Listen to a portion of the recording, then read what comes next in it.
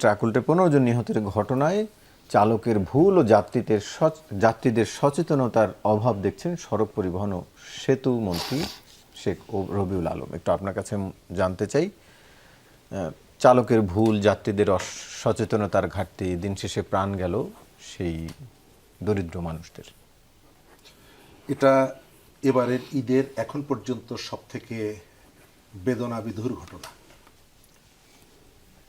যোগাযোগ মন্ত্রী যেটা বলেছেন আমি এটাকে সমর্থন করি, সাথে যুক্ত করতে চাই যে আমাদের যে সফলতার গল্প আমরা শুনি, আমাদের যে পরিবর্তনের গল্প শুনি, যে ঐশ্বর্যের কথা শুনি, সব কিছু এসে ম্রিয়মাণ হয়ে যায় এই ঈদের সময়। যে মানুষগুলো ঢাকার থেকে যাচ্ছিলেন স্বজনের কাছে, কিন্তু 100টা টাকা, 200 টাকা, 300 টাকা বাঁচানোর জন্য কেন চেষ্টা করেন? কারণ 100 টাকা তার জীবনের জন্য অনেক প্রয়োজন। আমাদের সমাজের মধ্যে যে সীমাহীন যে বৈষম্য, এই বৈষম্য এক শ্রেণীর মানুষকে আপনি খোঁজ নিয়ে দেখেন। কিছু মানুষ ওই যে গাবতলীর ব্রিজের কোনায় দাঁড়িয়ে আছে, আমিনবাজার ব্রিজের কোনায় ব্যাগ হাতে নিয়ে, কখন ট্রাকে ওঠার সুযোগ পাবে সে জানে না। গাড়ি আসছে, হাত উঁচু করছে, বার্গেনিং করছে, আবার চলে আসছে। আবার এখানে যে প্রাইভেট হেলিকপ্টারগুলো আছে, যে প্রতিষ্ঠানগুলো আছে, আপনি সেখানে গিয়ে টিকিট পাবেন না। আবার দেশের বাইরে পর্যটন কেন্দ্রগুলো, সেখানেও টিকিট পাবেন না। তো আমাদের এই ধরনের একটা বৈষম্য নিয়ে আমাদের সমাজটা টিকে আছে। আমরা আমাদের যাত্রাপথে অবশ্যই আমার নিজের একটা দায়িত্ব আছে। সচেতন, আমরা সবাই সচেতন, কিন্তু কখনো কখনো স্বার্থের জায়গায় সেই সচেতনতা কাজ করে না। আমাদের এখানে অনেক পরিবর্তন এসেছে। যানবাহনের ক্ষেত্রে আমরা কিন্তু সবসময় যে কথাটা বলি, কিন্তু কাজের সময় সেটি করি না। এবং সড়কের যে শৃঙ্খলা, এই শৃঙ্খলা আমরা এখনো প্রতিষ্ঠা করতে পারি না, আজকে 50 বছর পরেও। খেয়াল করবেন, ঢাকা শহরে একটা উদ্যোগ গ্রহণ করা হয়েছে, আমি অ্যাপ্রিসিয়েট করি, সরকারকে অ্যাপ্রিসিয়েট করি, নাগরিকদেরকে অনুরোধ করব এটিকে সহযোগিতা করার জন্য, যাতে আমাদের জীবনের একটা পরিবর্তন আনে। কিন্তু কেবলমাত্র আপনি আইন দিয়ে এই শৃঙ্খলার জায়গাটা ফিরিয়ে আনতে পারবেন না। পৃথিবীর একমাত্র শহর হচ্ছে ঢাকা, রাজধানীর শহর, যেখানে একটা হাত থাকলে আপনি চলন্ত গাড়ি থামিয়ে দিতে পারবেন, শুধু হচ্ছে হাত উঁচু করবেন, থেমে গেল। কিন্তু ট্রাফিক আইন, এর প্রতি আমাদের বিন্দুমাত্র কোনো শ্রদ্ধা নেই।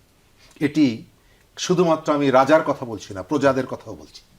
আমি মনে করি আমার বাড়ির সামনে এসে বাসে আমাকে নামিয়ে দেবে, আবার আমার বাড়ির সামনে থেকে তুলে নেবে, আমার বাড়ির গেটে নামা, এটা হচ্ছে আমার এক ধরনের অধিকার। একটা দেশ কেবলমাত্র রাজা সভ্য হলেই সভ্য হয় না, প্রজাকেও সভ্য হতে হয়। আমাদের সেই সভ্যতাটা ফিরে আসুক, সচেতনতাটাও ফিরে আসুক। যদিও সচেতনতার থেকে আমাদের স্বার্থপরতাটা সব থেকে বেশি গুরুত্বপূর্ণ। উল্টা পথে মোটরসাইকেল চালিয়ে গেলে, এটা প্রত্যেকটা মানুষ সচেতন। যে মানুষটা জানে যে উল্টা পথে গেলে আমি দ্রুত চলে যেতে পারবো, আপনি তাকে সচেতন করতে পারবেন না। এটি সে কেন করে? কারণ তার স্বার্থপরতা আছে। আর আমাদের এখানে আইনের প্রয়োগের যথার্থ ঘাটতি আছে। পুলিশ যখন ধরে, সঙ্গে সঙ্গে টেলিফোন করে আমার চাচা অমুক, আমার মামা অমুক, এই ধরনের একটা প্রভাব খাটানোর চেষ্টা। আপনি যে গাড়িটা সম্ভব হলে আপনার কাঁধের উপর থেকে চালিয়ে চলে এলো জাহাঙ্গীর গেট পর্যন্ত, জাহাঙ্গীর গেট থেকে ভেতরে ঢোকার সঙ্গে সঙ্গে ওই ড্রাইভার লাল বাতি, নীল বাতি, জেব্রা ক্রসিং সবগুলো সে অনুসরণ করে। কেন করে? হচ্ছে যে সেখানে তাকে আইনের মুখোমুখি হতে হবে।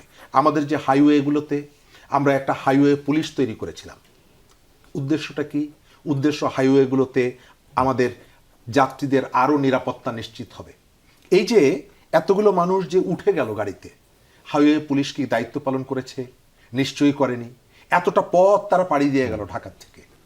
তার অর্থ হচ্ছে, আপনি যতই শৃঙ্খলা, আইন প্রয়োগ, এই জায়গাগুলোতে পুলিশের যে ঘোষণা, আমরা ঈদের আগে পুলিশের কাছ থেকে যে ঘোষণাগুলো শুনেছি, আমি হাইওয়েতে তার কোনো দেখছি না, প্রয়োগ দেখছি না।